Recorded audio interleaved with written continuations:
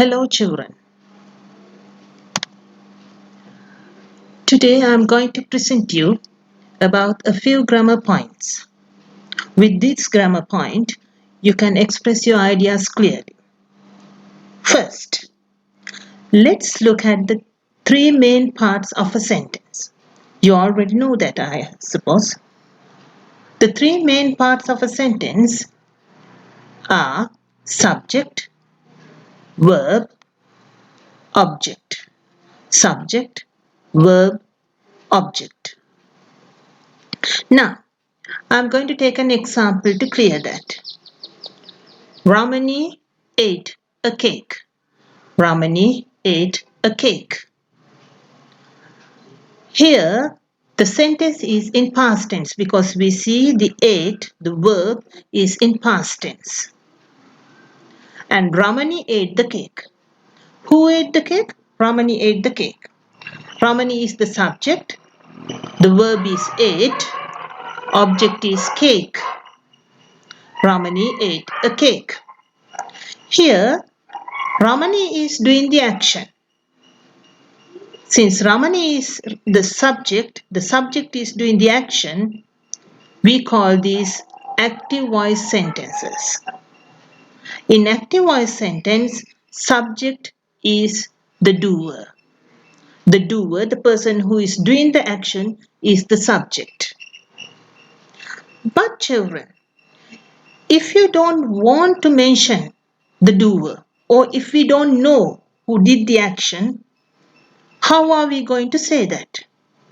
In fact, in my sentence, Ramani ate a cake. There is the cake. You know that somebody has eaten that. You don't know that it was Ramani. So how are you going to put it? Without mentioning the doer. For that, we have a special grammar item. That is passive voice. Passive voice, with passive voice, you can tell about an action without telling who did that. In passive voice, we give prominence to the object. The most important thing in the passive voice is the object. For that, we take the object to the front. Object to the subject position.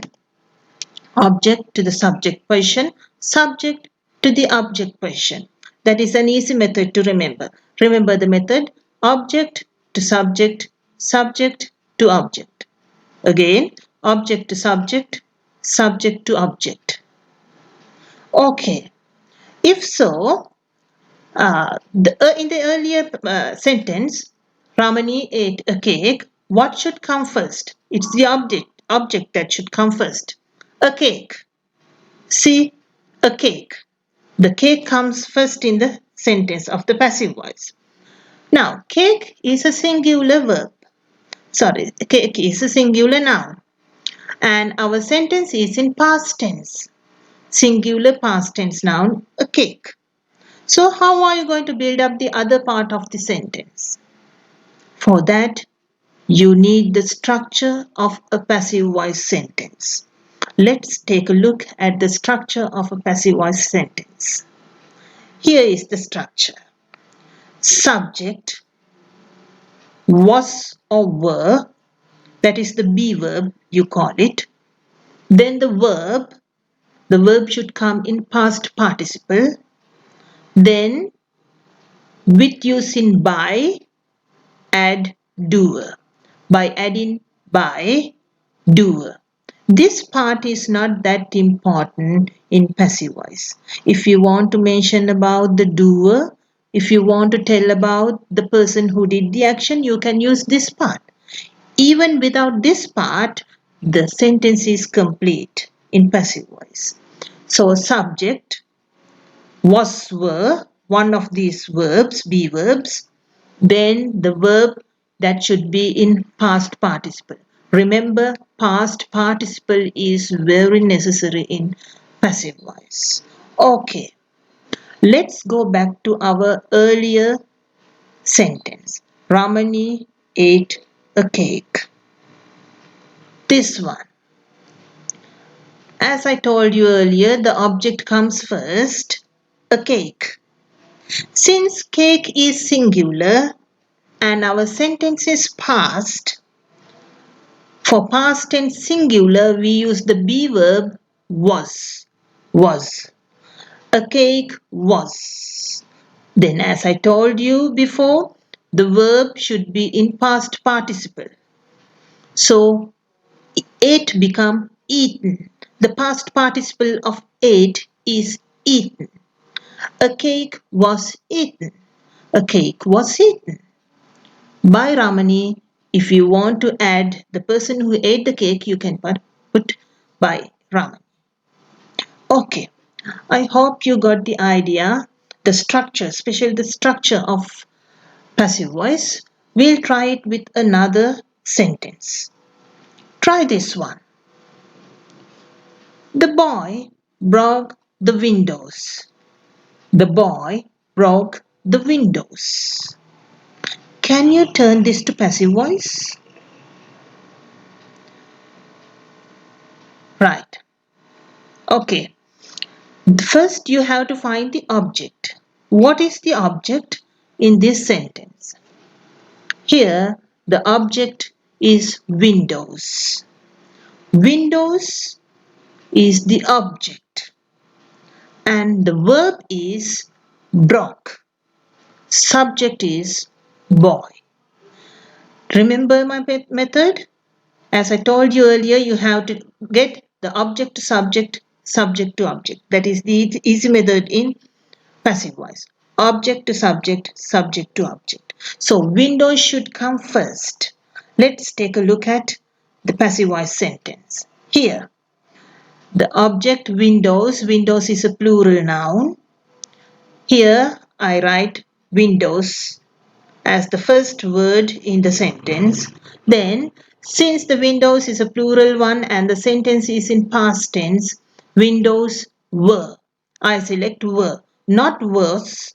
The was you can't put because it is not window. This is windows. So, windows were. Then the broke, the past participle of broke is broken. Windows were broken.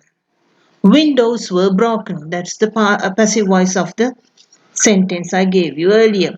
So, by the boy you can add if it is necessary, but it is not that important. But if you want to mention the person who did the action, you can put by the boy. Windows were broken by the boy. Okay, children, let's try another example. This is my last example. Take a look at this. Police took the patients to the hospital. Police took the patients to the hospital. Now, my dear children, what's the object in this sentence? What's the object?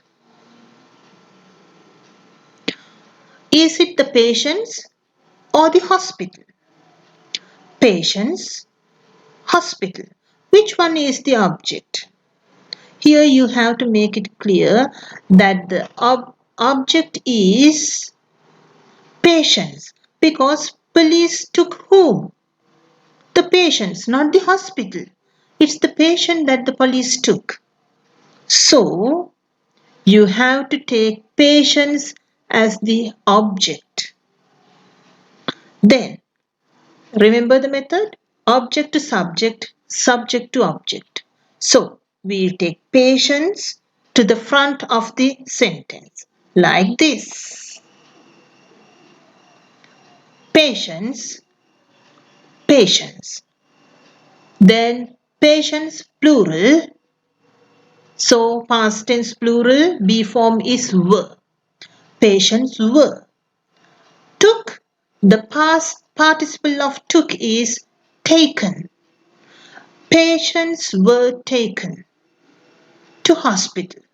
Patients were taken to hospital. If you want to add by police, then okay. Patients were taken to hospital by police. Even this sentence is complete.